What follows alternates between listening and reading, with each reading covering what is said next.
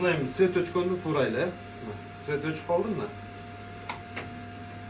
Свет өчүрүп бар, газ өчкөн жок. Иштеп атат. Ушунча иштей берет 20 саатка чейин. Ассаламу алейкум, урматтуу көрүүчүлөр. Жанагы газовый котелго, циркуляционный насосторго, ошолорго свет өчүп калган маалда мына ушундай кичинекей үзгүлтүксүз ток деп койсок болот. Бул өтө ыңгайлуу. Баасы да өтө арзан. Сразу эле айта кетейин, баасын 50 000 сом. Жеткирип берүү Кыргызстан ичи бекер. Салып ийебиз. Кайсыл жерден чалбаңыздар, бүт жерге бекер салып ийебиз. Бишкек болсо жеткирип берүү бекер. Эми муну сиздерге жакшынакай обзор кылып берейин. Бул жерде биз деген көпчүлүк аз сатып атат. Жанагындай гель аккумуляторлор менен болуп атат. Бул жерде болсо 2-1 2 в одном деп коет го. Эки нерсе бир ушундай кутучада жайгашылган. Азыр ошону чечип көрсөтөм. Мынакей достор, бул розеткага эле сайылат. Эчтеке коштун кереги жок. Муну сиздерге салып ийебиз, түшүндүрүп айтып коебуз, болду. Сиздер ушул розетка менен эле мына бул жерин болсо, бул инвертор менен аккумуляторго байлайсыздар. Мынакей азыр алып чыгып көрсөтөйүн. Мынакей оп-оңой да. Ушундай система. Бул коробка жайлоого да алып чыгып кетсе болот.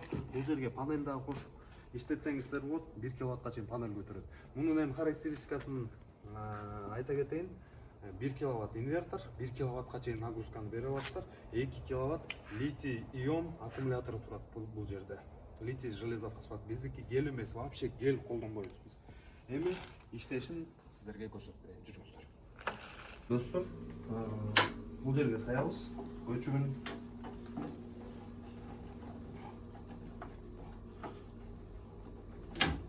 мына компьютерге сайгандай эле сайлап, эми иштетели.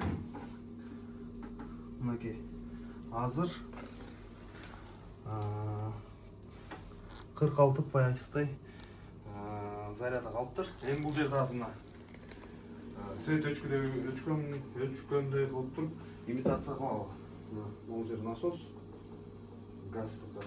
Азыр ушуну иштетип берем сиздерге.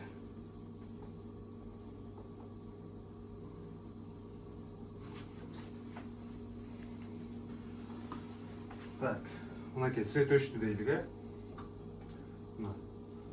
свет өчүп калды да. Эми муну биз биринчи бул жерге саябыз.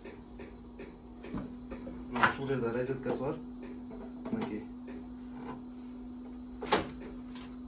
220 чыгарат да бул. Мынакей сайдык. Бул ушундай турсун.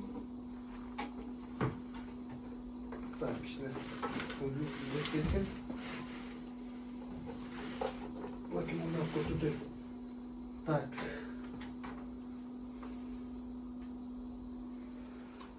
Азыр бул жер күйүшкек, мына мен светке сайлайт мына. Ток жок. Мынакей. Мына газ иштеди. Көрдүңүздөр. Башын удленициге сайлайт да. Компьютерлерди алып салабы. Так, мына муну менен иштеп атат. Мынакей көрдүңүздөрбү? Эми азыр канча жеп атыптыр, ошону көрөлү. Мына жакындан алып келсең болот. Так.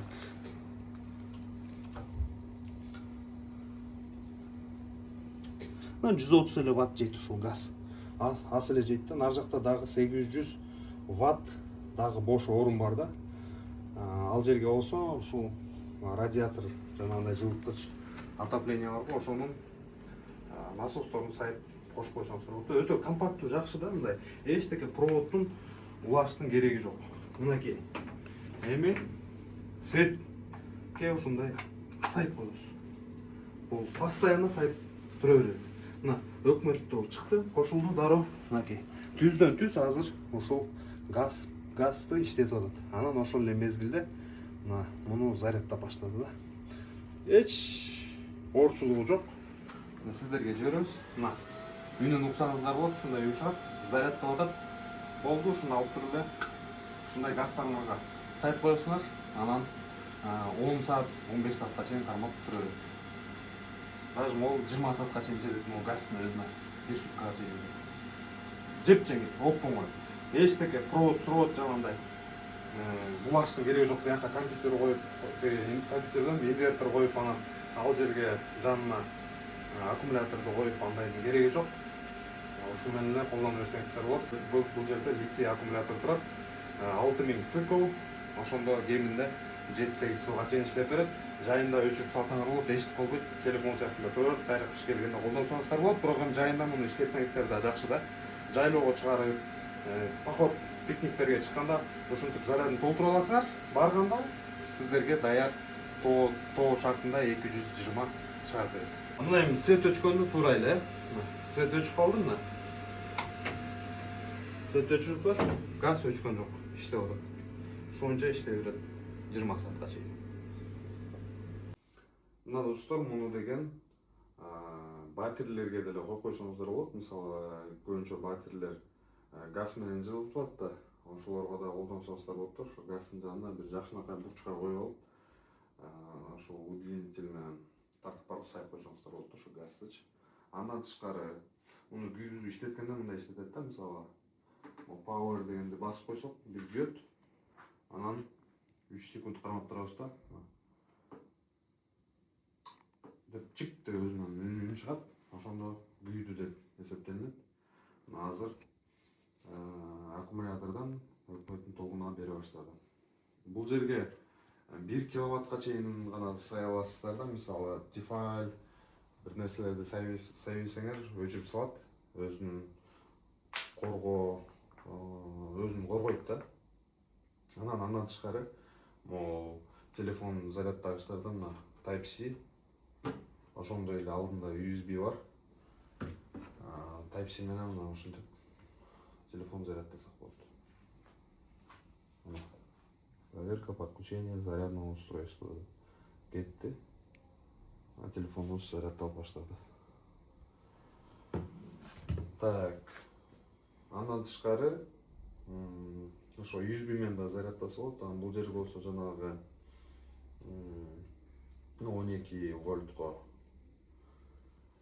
жана телевизорларды, андан тышкары жана вентиляторлордун ушундай атайын разъемдор болот го, ошолорду иштеткенге мына колдонот экен да ушул жердичи. Мына жалпысынан ушундай. Ошондо 2 разъем бар, 2 вилка сайса болот. Бул болсо өзүнүн өкмөттүн тогуна кошулган жери, ушул аркылуу кошулат. Андан тышкары мына могул жерде көрсөтүп берейин. Күн панелдерин 1 киловаттка чейин ушул жерге сайса болот. Мына плюс-минус бар. 70 вольтко чейин экен ошондо. Где-то 800 ваттка чейин батат экен да, мен оюмча. Анткени 48 вольттон 610 ваттык панелди сайбасак, ушул 70 вольтту ашып кетебиз. Ошондо биз где-то бир 480 ваттык панелдерди сайып колдонсок болот экен. Мына плюс-минус ушул жерде. Жаап коелу. Так, эми мону режимди көрсөтүп коеюн. Мисалы, азыр бул жерде UPS деп колдонулуп турат. Ушул UPS бойдон калыш керек да. Мисалы, мындай басып 3 секунд, 4 секунд, 5 секунд кармасак, appliances деп которулат да. Мунун китепчеси бар негизи. Анан ушул жерде бир настройкасы бар, ошол UPS мод деп коет. UPS модко койгондо мынакей могул жерди кечке басып турабыз. Ошол жерден үстү жагынан могул жерде азыр жакыныраак көрсөтсөм болот да. Мына appliances деп жазылып турат атпайбы? Азыр мынтип кармап турсам UPSке которулат. Чик, мына которулду. Ушул UPS деген бул бесперебойник катары колдонулат. Мисалы, бул жердеги диапазону 170 вольттон 280 вольтко чейин кармай алат экен да. Мисалы, 170 вольттон ылдый түшүп кетсе, кээ бир жерлерде 140-150 вольтко түшүп кетип атпайбы? Күндүн электр жарыгычы, мисалы, ошол маалдарда бул мунун диапазонуна келбей калат. Мисалычы, свет өчкөндө бул свет өчпөгөндөй кылып которулат да, UPS модко койсок. Андай свет өчтү билинбейт да. Эгерде биз appliance модду отпой ошол жерге койсок, бул 90 вольтко чүрөт экен да, 90 вольттон 280 вольтко чүрүп иштетет экен да. Бирок свет өчкөндө жарым секундка переключение жарым секунд болот. Мисалы, свет өчтү, чүп деп кайра жарым секундтун ичинде которот да. Ошол режимде коюп койгонубуз жакшы негизи, чын азыр. Кайра басып туруп, ошондой режимге коюп койдум. 90 вольттон 280 вольт диапазон ичи алып берет да. Мына жалпысынан ушундай. Өзүнүн китепчеси бар. Бүт түшүндүрүп бере алдым деп ойлойм. Телефон номерлерин баарын болсо көрсөтүп бердим. Жеткирип берүүлөр Кыргызстан ичи бекер, башка жерлерден болсо салып ийебиз, Бишкек ичи болсо өзүбүз барып кошуп көрсөтүп беребиз да. Видео жакса сиздерден лайк, башкалар менен да бөлүшүңүздөр. Ассаламу алейкум.